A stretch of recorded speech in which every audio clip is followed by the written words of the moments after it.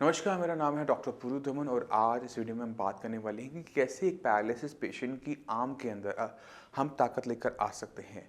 हमें उसके लिए थोड़ा-सा समझना पड़ेगा अपनी आर्म की जॉइंट्स के बारे में, वहाँ की मसल्स के बारे में। तो हम शुरुआत करते हैं सबसे बड़े जॉइंट के बारे में जो हमारे आर्म के अंदर है, वो है हमारा शोल्डर जॉइंट। शोल्डर जॉइंट के बारे में समझने की कोशिश करो कि ये बॉल एंड सॉकेट जॉइंट है, बॉल और एक सॉकेट के अंदर। तो हमारा हाथ 360 डिग्री पे इसी जॉइंट की वजह से घूम पाता है। तो जब हमने कभी एक्सरसाइज करनी होती है शोल्डर की, तो शोल्डर की कौन सी एक्सरसाइज करनी है, वो हमने करनी है 360 वाली। अब इस मूवमेंट को समझने की कोशिश करो, ये कैसी मूवमेंट है, हम इसे सर्कुलर मोशन में घुमा रहे हैं। मेनली जितना करना आसान है एक पैरालिसिस पेशेंट के लिए करना उतना आसान नहीं होता, मगर इसके लिए हम यूज़ करेंगे हम शोल्डर व्हील। शोल्डर व्हील वैसी ही एक मशीन होती है जिस तरह से आप घास का चारा काटा जाता है, तो आपने घास को कभी काटते हुए देखा होगा, चारा काटते हुए देखा होगा गाँवों के अंदर। तो वो कटाई की वाली मशीन होती है, बिल्कुल सेम वैसी ही होती है।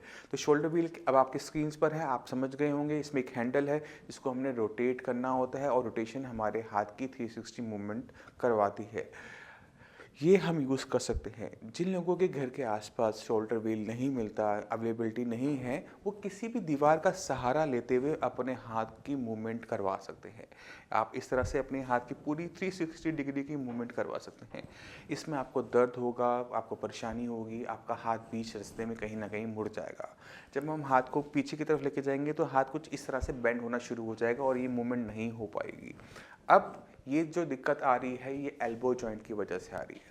अब हम एल्बो जॉइंट को थोड़ा सा समझने की कोशिश करते हैं कि एल्बो जॉइंट जो होता है वो 180 मूव करता है, खुलता है और बंद करता है। इससे ज़्यादा मूवमेंट ही हमारा ये जॉइंट नहीं दे पाता। तो हम क्या करेंगे, अपने हाथ को बिल्कुल स्ट्रेट करने की कोशिश करेंगे, कोई दूसरा हाथ नहीं लगाना। ध्यान वाली बात यह है कि आपने अपना दूसरा हाथ अपने पैरालिसिस वाले हाथ को तब तक नहीं लगाना जब तक इसकी ज़रूरत हो। और ये जो मूवमेंट है दूसरे हाथ से पकड़ के एक हाथ को हिलाना, आप पूरी ज़िंदगी करते रहोगे, आपको कभी आराम नहीं मिलने वाला, कभी आपके अंदर सुधार नहीं होने वाला। क्योंकि हम कहते हैं, आप इस बात को समझना कि जो हाथ मेहनत करेगा उसी को फल मिलेगा, जो मेहनत कर रहा है उसी को फल मिलेगा। तो यहाँ पे मेहनत कौन कर रहा है, हमारा दूसरा हाथ कर रहा है, तो फल किसको मिलेगा, इसी को मिलेगा, जबकि चाहिए हमें इसमें।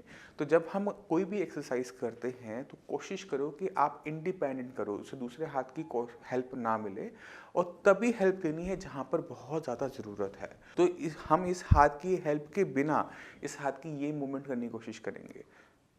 आप इसको सीधा किया, आप से ऊपर लेकर आ रहे हैं, जैसे हम बाइसेप्स बनाते हैं बिल्कुल सेम उस तरह से करेंगे। मगर दिक्कत क्या होती है कि पेशेंट का हाथ पूरा सीधा नहीं हो पाता, वो इतना ही रह जाता है। अब ये आप समझ रहे हो कि ये हाथ नीचे नहीं जा रहा, तो हम इसको तब पुश करेंगे नीचे की तरफ जब ये हाथ हमारा नीचे नहीं जा रहा। फिर हम इसको अपने आप ऊपर लेकर आएंगे, फिर ये यहाँ पर आके अटक गया, हम नीचे लेके जा रहे हैं, यहाँ तक गया, इससे नीचे नहीं जा रहा, फिर हम इसको नीचे की तरफ पुश करेंगे और इसे सीधा करेंगे, फिर हम इसे ऊपर लेके आ आएंगे।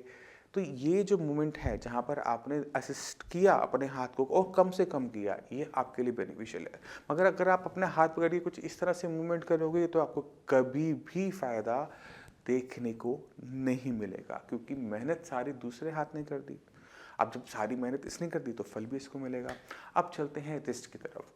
रिस्ट जो होती है हम उसको दो कैटेगरी में आप इसको डिवाइड कर सकते हो। एक होता है स्पास्टिक, कि आपकी जो रिस्ट है कुछ इस तरह से टाइट हो गई है, फिंगर्स एकदम बंद रहती हैं, खुलती नहीं है।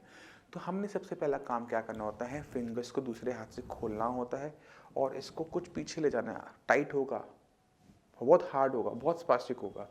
यहाँ पर हमने तेज़ी से नहीं करना है, हमने यहाँ पर प्रेशर बनाए रखना है, बनाए रखना है, बनाए रखना है, धीरे धीरे। हो सकता है कि इस रिस्ट को सीधा करने में आपको घंटा लग जाए, आधा घंटा, पौना घंटा, 1 घंटा, बट हमने इसमें हार नहीं मानी।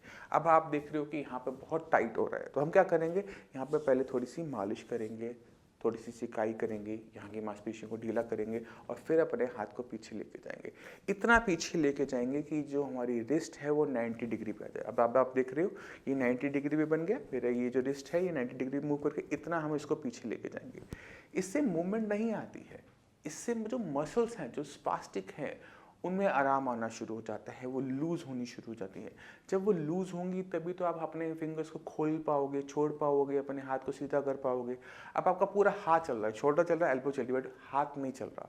तो सोचो कि आप किसी सवाल को, किसी काम को कर ही नहीं सकते, किसी चीज़ को पकड़ ही नहीं सकते, किसी चीज़ को छोड़ ही नहीं सकते।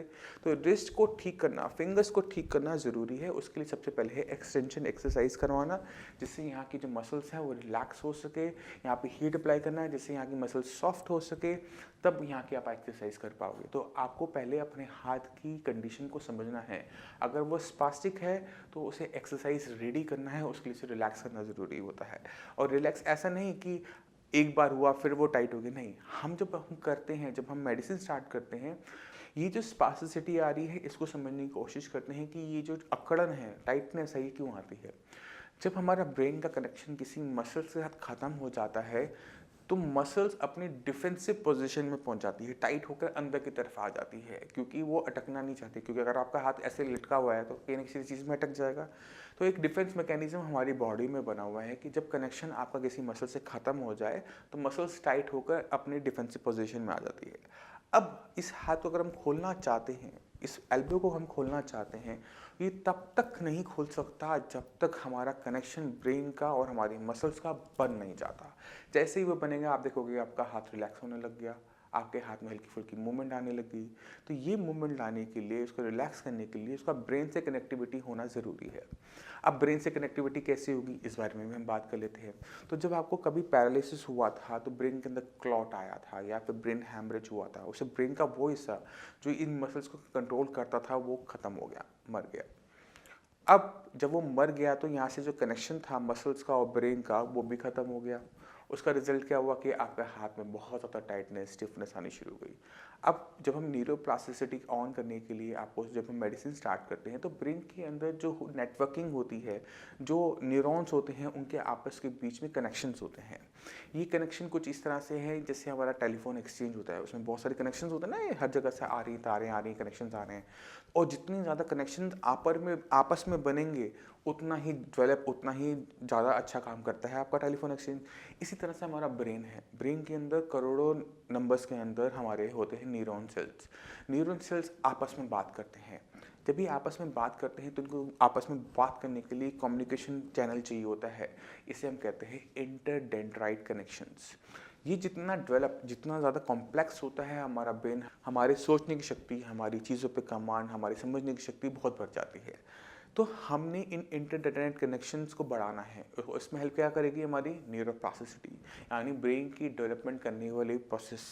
इस डेवलपमेंट प्रोसेस को जब हम साइंस एंड इंजीनियरिंग की मेडिसिन से स्टार्ट करते हैं तो एक नया कनेक्शन बनना शुरू होता है, मगर इस कनेक्शन को क्या करना है और कैसे करना है हमें नहीं पता, तो हमें इसे सिखाना पड़ता है। तो हम जो एक्सरसाइज कर रहे हैं तो हम बेसिकली अपने ब्रेन को सिखा रहे होते हैं कि आपने इस एल्बो को कैसे मूव करना है। अगर हम ऐसी मूवमेंट करेंगे तो ऐसी ही मूवमेंट वो सीख पाएगा। अगर हम कोई और मूवमेंट करते हैं तो हम उसको नहीं सीख पाएंगे। इसको एक एग्जांपल से समझते हैं। एक पैरालिसिस पेशेंट को हम जब हुआ, उसको हमने सिर्फ साइकिलिंग करवाई, चलाया नहीं। तो पेशेंट साइकिलिंग में तो बहुत अच्छा हो गया बट वो चल नहीं पाएगा क्योंकि उसने चलने की एक्सरसाइज नहीं की। तो हम जो एक्सरसाइज कर रहे हैं बेसिकली वो ब्रेन सीख रहा है, और ब्रेन जो सीख रहा है जो हमसे सिखा रहे हैं। तो हमने एक्सरसाइज करनी है ये, पहले हम इंडिपेंडेंट चलाएंगे, पहले शोल्डर चलाया अकेले, फिर एल्बो चलाया, फिर हमने फिंगर्स को चलाना शुरू किया। मगर जब तक हम इन तीनों को साथ नहीं चलाते तो कोई भी काम करना आसान नहीं होता। इनके बीच में कोऑर्डिनेशन लाना भी ज़रूरी है कि कौन सी मसल को कितना हिलाना है, भाई हाथ को मैंने इतना खोलना है, इतना आगे लेके जाना है। तो ये जो कोऑर्डिनेशन होती है ये हमें सीखनी पड़ती है। इसके सीखने के लिए हमें छोटा सा काम करना होता है कि हमें अपने काम करने होते हैं। आप हो सकता है कुछ काम करते हो, पहले आप टाइपिंग का कोई काम होता हो, कंप्यूटर पे काम करते हो, या फिर कोई औजार का कोई बनाने का कोई काम करते हो। तो हम जो हाथ से काम कर सकते हैं जिसके अंदर हमारे सारे के सारे जॉइंट्स की जो कोऑर्डिनेशन चाहिए होती है वो एक्सरसाइज हमें करनी पड़ती है।